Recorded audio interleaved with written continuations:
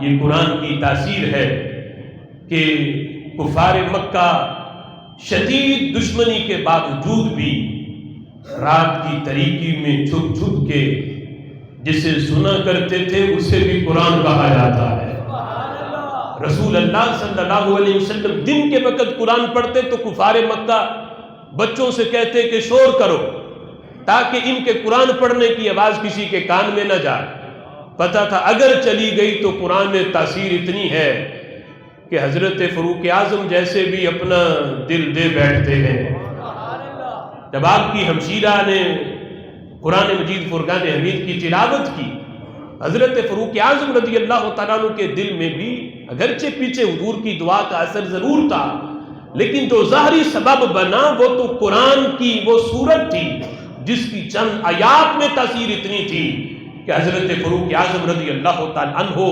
جو پہلے فیصلہ کیا ہوا تھا تلوار لہرا کے کہتے تھے کہ میں معاذ اللہ محمد صلی اللہ علیہ وسلم کو شہید کر دوں گا، قرآن کی چند آیات سن کے کہتے تھے کہ بہن مجھے اس نبی کی بارگاہ میں لے چلو، اب میں انہیں شہید کرنے نہیں ان کا غلام بننے کے لیے جا رہا ہوں۔ قرآن مجید فرقان حمید میں اتنی تاثیر، کفار مکہ دن میں تو کہتے ان کا قرآن نہ سنو، لیکن رات کی تاریکی میں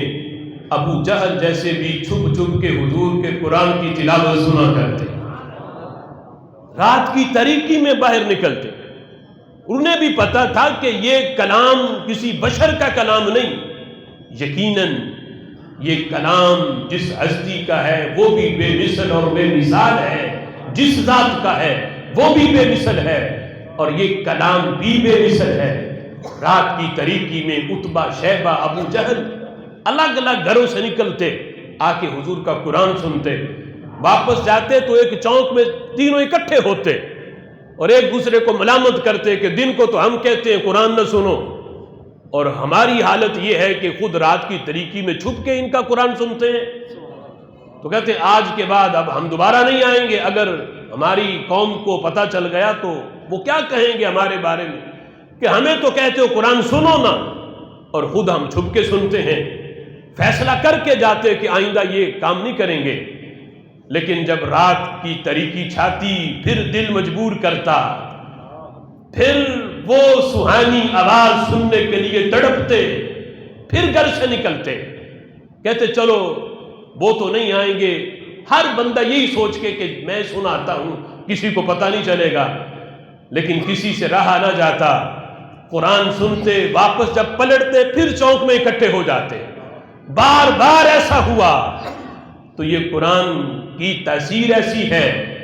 جو بندہ محبت سے سنتا ہے یہ خود ہی اسے اپنی طرف کھینچ لاتا ہے۔ ہمارے آقا صلی اللہ